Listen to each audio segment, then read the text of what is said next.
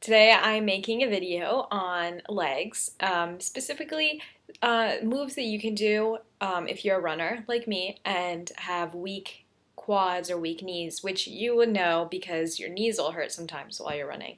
I mean, it could be a myriad of other things, obviously, but sometimes the main thing is weak knees. So today I'm going to show you a few moves that you can do at home or at the gym that'll help you kind of strengthen up those quads and the muscles around the knee area and help you to be able to run farther and without pain. So let's get started. Okay, so the first move I'm going to show you is called a split squat. You can do this body weight, or you can hold dumbbells in your hands, which is what I usually do. And so this is kind of a basic beginner move that I use with all my clients at the gym, and it's really good for targeting your quad muscles. You'll definitely feel a burn doing these. So what you do is you get into kind of a split stance. I'll show you sideways here. You want to be in a split stance. I want this back heel to be up like that, not flat. Up. And then you're going to just keeping your chest up, shoulders back, core is tight, your back is straight, you're not like hunched over. Keeping this all straight, you're going to just lower yourself down until this knee touches the floor or as far as you can go. And then bring yourself back up. I can show you another angle here. So again, you're just going to lower yourself down, bring yourself back up. If you can't get all the way down to the floor, go to, as far as you can and just go back up. And then you want to just gradually progress until your knee actually touches the floor. For beginners, I usually start them off at 3 sets of 12 reps for each leg. And I would recommend maybe starting off with 5 pounds. And if that's too easy, then you can progress yourself up and add a little bit more weight. The next move I'm going to show you is kind of a variation of the split squat, and it's a reverse lunge, which is also a really great exercise to target your quad muscles. So the split squat, you're kind of just in this stance the whole time, but with the reverse lunge, the starting position is here. Both feet are together, chest up, shoulders back, core is engaged and tight. So everything is just, nice and straight. You're not hunched over. Starting here, you're just going to take a step back, and just like the split squat, keep your heel up. You're going to lower down, come up, and step back. I want it to be one whole fluid motion. I don't want, for it to look like kind of like choppy, down, up, back. You want it to be just really just all one movement. Step, down, and come up. Then switch legs. You can alternate, or you can do 12 on one leg first, 12 on the other. I usually just do one leg first, and then I start usually with the weaker leg. So again, that's the second quad exercise that I really enjoy doing.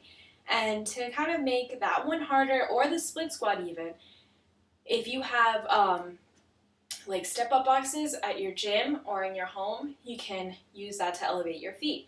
So for the split squat, for example, what you would do, you can put a box underneath your front foot. You can put a box behind your back foot. Same with the reverse lunge. You can put a box in front of or you can step and then reverse lunge with the box in front of you. Or, that's really the only thing you can do with the reverse lunge is start on a box and then step backwards and come back up.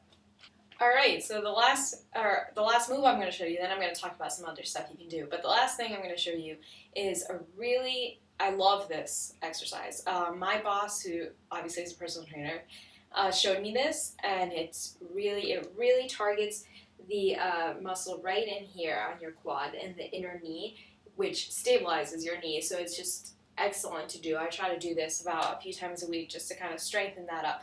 I don't have a box though, or a cable machine, so I'm going to improvise a little.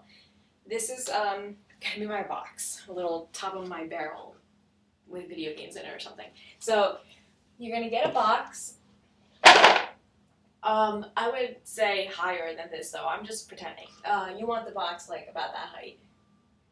Just like a normal step-up box. Sorry that I don't have anything to kind of show you. You get a dumbbell.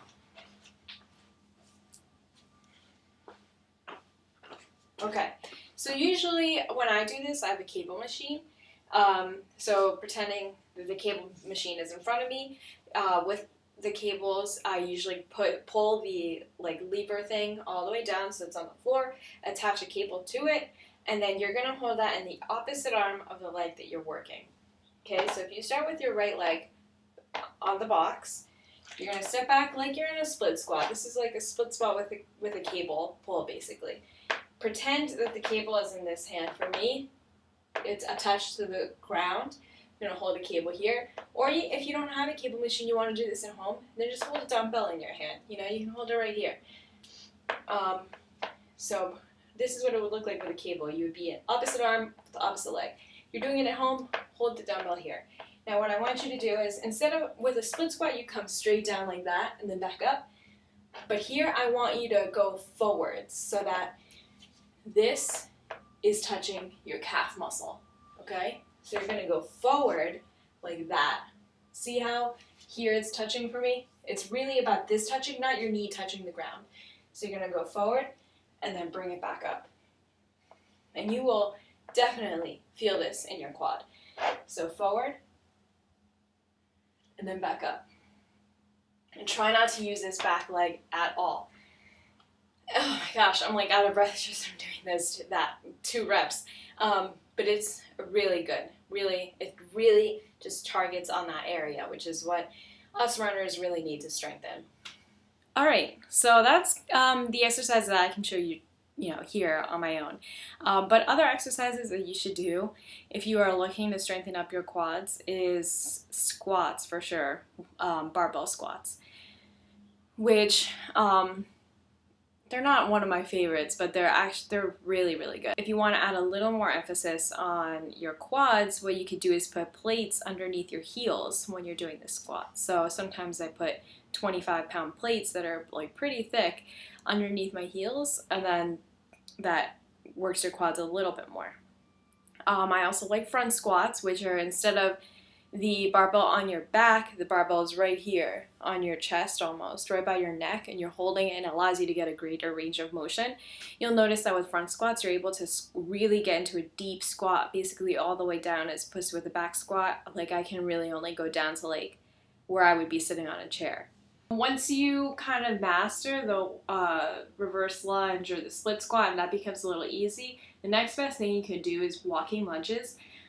Those are tough, but they're excellent moves. And then if the walking lunge gets too easy, and it'll never get too easy for me.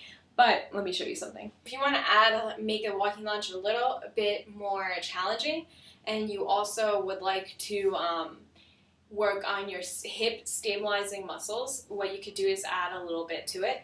So for walking lunge, so your lunge forward, knee comes down to the ground, then you're going to bring it up, hold for 1 second, and then lunge, bring it up, and then you're going to hold for 1 second at the top. So basically it'll look like this. So lunge, hold. This is working your glute minimus right here and your hip stabilizing muscles.